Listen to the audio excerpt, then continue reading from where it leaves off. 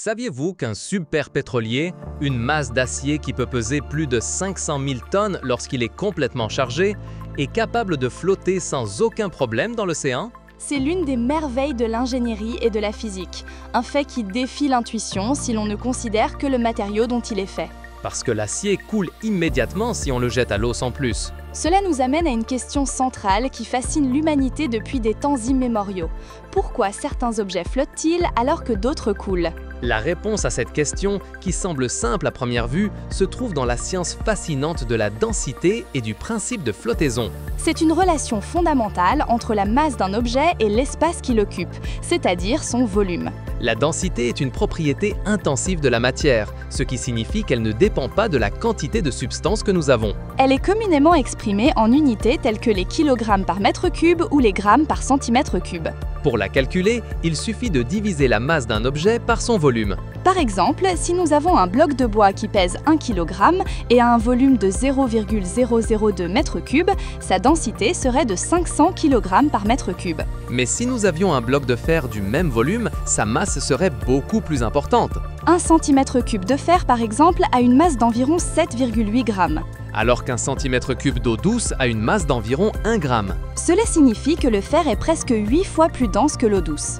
Et cette différence de densité est la clé pour comprendre la flottaison. Mais la densité n'est pas une valeur immuable pour toutes les substances. Il existe plusieurs facteurs qui peuvent la modifier significativement. La température, par exemple, joue un rôle crucial. Lorsque la température d'une substance augmente, ces molécules commencent à se déplacer plus rapidement et à se séparer. Cela provoque une expansion du volume du matériau. Si la masse reste constante et que le volume augmente, la densité diminue. Pensez à une montgolfière. L'air chaud à l'intérieur du ballon est moins dense que l'air froid environnant. Cette différence de densité est ce qui permet au ballon de s'élever et de flotter dans l'atmosphère. Dans le cas de l'eau, il existe une particularité très intéressante. La densité de l'eau douce n'augmente pas linéairement à mesure que sa température diminue. Elle atteint sa densité maximale à environ 4 degrés Celsius. Lorsque l'eau se refroidit en dessous de cette température jusqu'à 0 degrés Celsius, elle se dilate à nouveau. Et en gelant et en se transformant en glace, son volume augmente d'environ 9%. Cette propriété anormale de l'eau est la raison pour laquelle la glace flotte. Si la glace était plus dense que l'eau, les lacs et les océans gèleraient du fond vers le haut. Et cela aurait des conséquences catastrophiques pour la vie aquatique, qui ne pourrait pas survivre dans ces conditions. Un autre facteur qui influe sur la densité est la pression. La pression a un effet plus notable sur les gaz que sur les liquides ou les solides. Lorsque la pression sur un gaz augmente, ces molécules se rapprochent les unes des autres. Cela réduit son volume et par conséquent augmente sa densité. C'est pourquoi les bouteilles de plongée contiennent de l'air à très haute pression. Cela permet de stocker une grande quantité d'oxygène et d'azote dans un volume relativement petit. La composition d'un matériau détermine également sa densité. Les alliages, par exemple, sont des mélanges de métaux qui peuvent avoir des densités différentes de celles de leurs composants individuels. Le bronze, qui est un alliage de cuivre et d'étain, a une densité différente de celle du cuivre pur ou de l'étain pur. Et la compaction d'un matériau influe directement sur sa densité apparente. Toutes ces variations de densité sont essentielles pour comprendre le comportement des objets dans les fluides. Maintenant, approfondissons le concept qui régit la flottaison, le principe d'Archimède. Ce principe fondamental stipule qu'un corps totalement ou partiellement immergé dans un fluide au repos subit une poussée verticale ascendante égale au poids du volume du fluide déplacé. L'histoire de la façon dont Archimède a découvert ce principe est légendaire. On raconte que le roi Héron II de Syracuse a demandé à Archimède de déterminer si une couronne en or qu'il avait commandée à un orfèvre était en or pur ou si elle contenait de l'argent. Le roi soupçonnait que l'orfèvre l'avait escroqué. Archimède était perplexe car il ne pouvait pas endommager la couronne pour analyser sa composition. Un jour, alors qu'il se plongeait dans une baignoire, il remarqua que le niveau de l'eau montait et qu'il sentait son corps plus léger. C'est à cet instant, en observant le déplacement de l'eau, qu'il eut la révélation. On raconte qu'il sortit en courant nu dans les rues de Syracuse en criant « Eureka, Eureka !», ce qui signifie « J'ai trouvé ». Le poids de l'eau que la couronne déplaçait en s'immergeant devait être égal au poids de la couronne si elle était en or pur et avait un volume déterminé. Si la couronne était en or pur, elle devait déplacer le même volume d'eau qu'un lingot d'or de poids égal. Si la couronne contenait de l'argent, qui est moins dense que l'or, pour avoir le même poids, elle devrait avoir un volume plus important. Un volume plus important signifierait qu'elle déplacerait plus d'eau. Ainsi, la densité de la couronne s'avérait inférieure à celle de l'or pur. Cette découverte a non seulement permis à Archimède de résoudre l'énigme du roi, mais ça a également jeté les bases de l'hydrostatique. La force de poussée, également connue sous le nom de force de flottation, est celle qui contrebalance la gravité et permet aux objets de flotter. Pour qu'un objet flotte, la force de poussée vers le haut doit être égale ou supérieure au poids de l'objet qui tire vers le bas. Si le poids de l'objet est supérieur à la force de poussée, l'objet coule.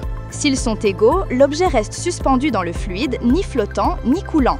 La force de poussée dépend de deux facteurs principaux, la densité du fluide et le volume de l'objet immergé. Plus le fluide est dense, plus la force de poussée est importante. C'est pourquoi il est plus facile de flotter dans l'eau salée, comme celle de la mer Morte, que dans l'eau douce. La forte concentration de sel dissous dans la mer Morte augmente significativement la densité de son eau. Cela génère une force de poussée beaucoup plus importante que celle de l'eau commune. En fait, la densité de l'eau de la mer Morte est d'environ 1240 kg par mètre cube. C'est bien supérieur aux 1000 kg par mètre cube de l'eau douce. Pour cette raison, les gens flottent très facilement dans ces eaux, même sans savoir nager. Le volume de l'objet immergé est également crucial. Plus le volume de fluide qu'un objet déplace est grand, plus la force de poussée qu'il subira sera importante. Pensons à un bateau en acier. Si nous prenons un petit morceau d'acier, il coulera immédiatement dans l'eau. La densité de l'acier, qui est d'environ 7850 kg par mètre cube, est beaucoup plus élevée que celle de l'eau. Cependant, un bateau fait de tonnes d'acier flotte. Comment est-ce possible? La clé réside dans sa conception. Les bateaux sont construits avec des coques creuses. Cette conception enferme une grande quantité d'air à l'intérieur.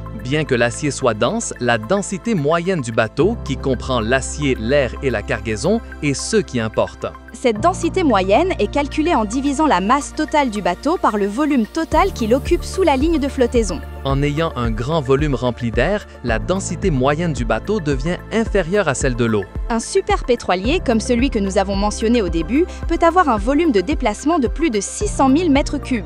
Même avec son immense masse de 500 000 tonnes, sa densité moyenne, lorsqu'il est chargé, peut être de 850 à 950 kg par mètre cube. Ce chiffre est inférieur à la densité de l'eau de mer qui est d'environ 1025 kg par mètre cube. Par conséquent, il subit une force de poussée gigantesque, suffisante pour le maintenir à flot. Les navires de charge ont une série de marques sur leur coque connues sous le nom de lignes de Plimsoll. Ces lignes indiquent la profondeur maximale à laquelle le navire peut être chargé en toute sécurité dans différents types d'eau et climats. Elles garantissent que la densité moyenne du navire ne dépasse jamais la densité de l'eau dans laquelle il naviguera, ce qui empêche de couler ou d'être dangereusement surchargé. Les sous-marins sont un autre exemple fascinant de contrôle de la flottabilité. Contrairement aux bateaux qui flottent toujours, les sous-marins doivent pouvoir plonger et faire surface à volonté. Pour ce faire, ils utilisent des ballastes, qui sont des compartiments conçus pour être remplis ou vidés d'eau. Lorsqu'un sous-marin veut plonger, il ouvre des vannes appelées prises d'eau de mer et permet à l'eau d'inonder ses ballastes. En se remplissant d'eau,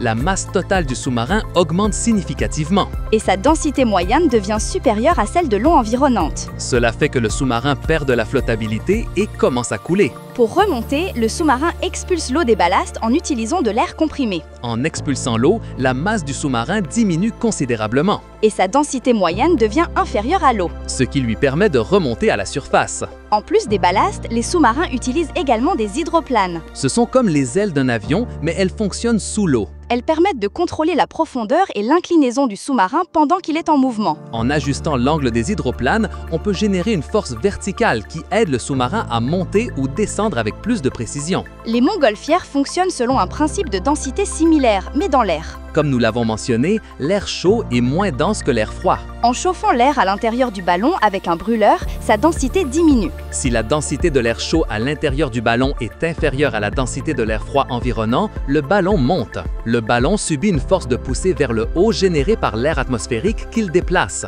Pour descendre, le pilote réduit simplement la flamme du brûleur ou libère un peu d'air chaud par le haut. Cela permet à l'air à l'intérieur du ballon de se refroidir. Sa densité augmente et le ballon commence à descendre.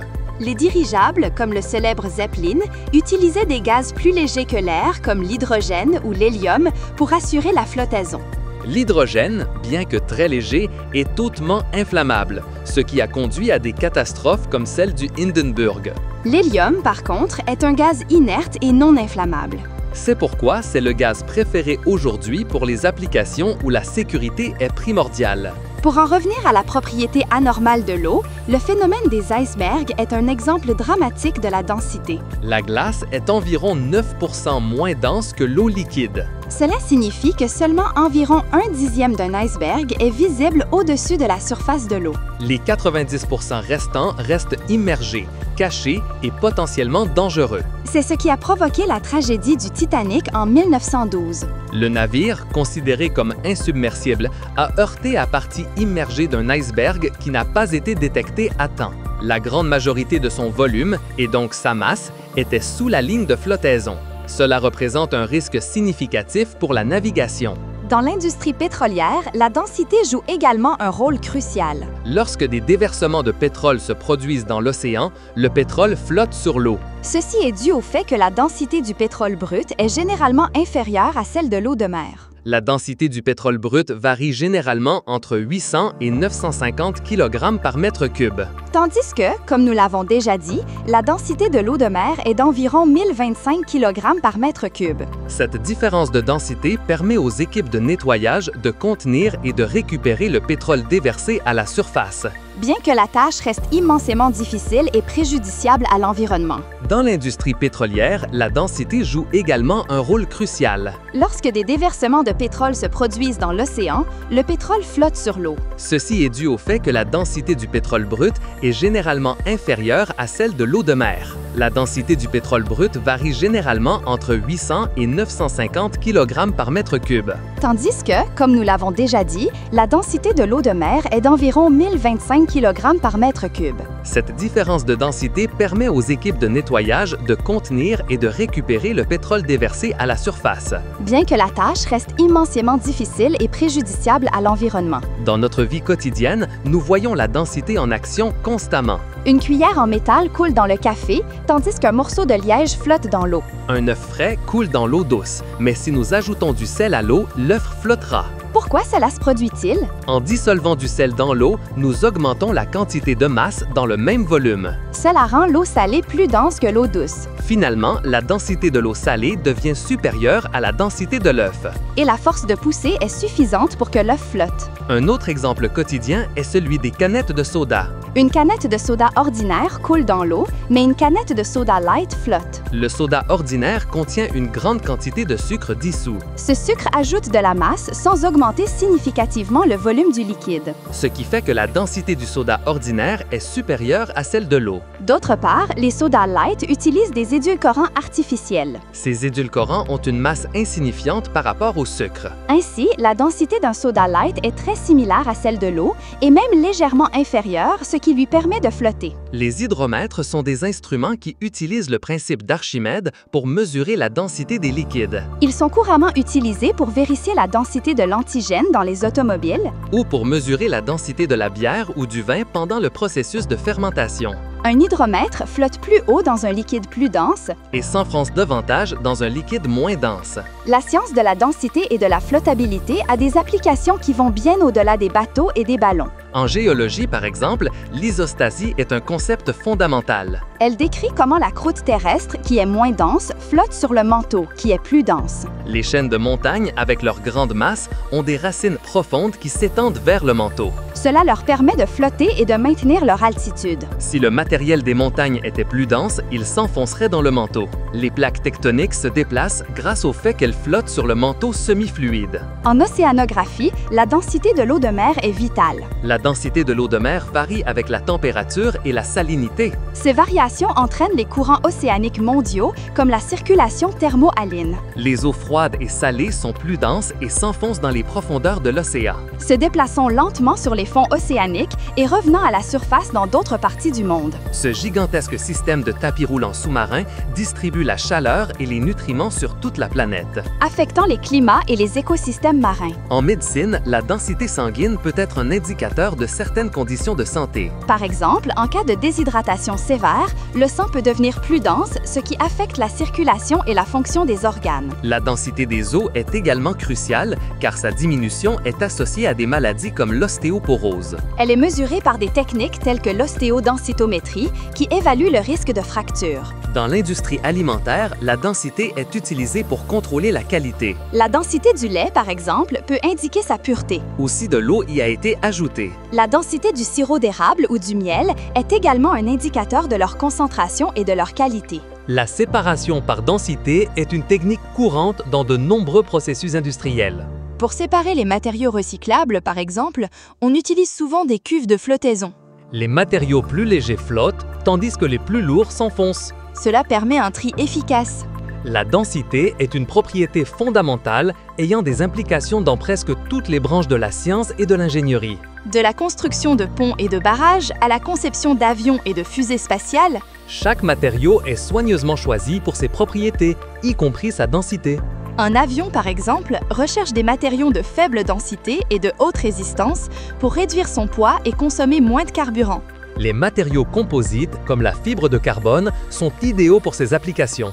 Leur densité est beaucoup plus faible que celle de l'aluminium, mais leur résistance est comparable ou supérieure. Même dans l'espace extra-atmosphérique, la densité a sa pertinence.